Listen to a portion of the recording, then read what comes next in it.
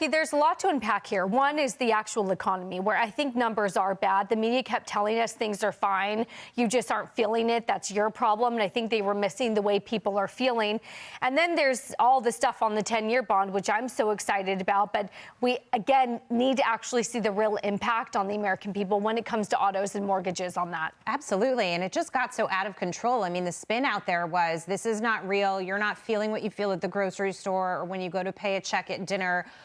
Or when you go for goods and services and they're significantly higher than they were before. Listen, before the pandemic, things were hard, where people were struggling to be able to try to buy a home and do things that, you know, combined would do the building blocks for them or give them the building blocks of the American dream. And now it's become that much harder. That's why I think some of the young people in this country have just all but given up because they've said, I'm never going to get there. So I might as well go and you know, on lavish trips and post my Instagram and do whatever it is that makes my heart happy, because what's the point of saving a buck if inflation is going to erode it or the government's going to end up taking it from you? So that's one thing.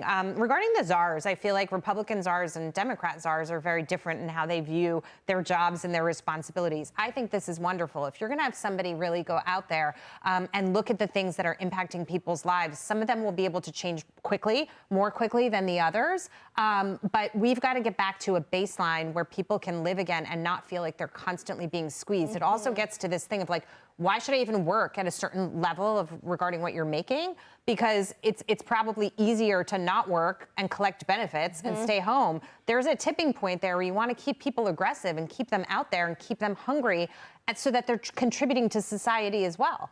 I just want this to work better than the previous border czar. Well, that's a low blow. I mean. If this doesn't work better than the border czar, we've got real problems. I'm kind of trying to figure out what the czar's going to do. I don't know if they know what the czar's going to do. I mean, do we really not know the 5 or 8 things that need to happen to bring prices down? I mean, we've been kind of talking about it, right? Bessent was the architect of the 3-3-3 plan, to bring prices down. You got to cut taxes, you got to cut regulation, you got to pump oil. Like, we know these things.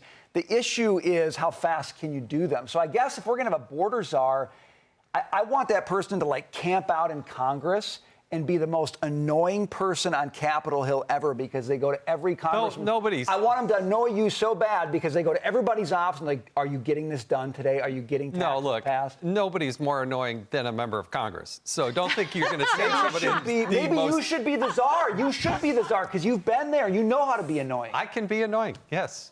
I've accomplished that. I'm just saying. The czar bar was set very low with Kamala Harris, I'll just say it. It was, but like stuff's got to get done. The czar can't be like, here's some good ideas. Czar's got to be like, here's how we move. An effective czar.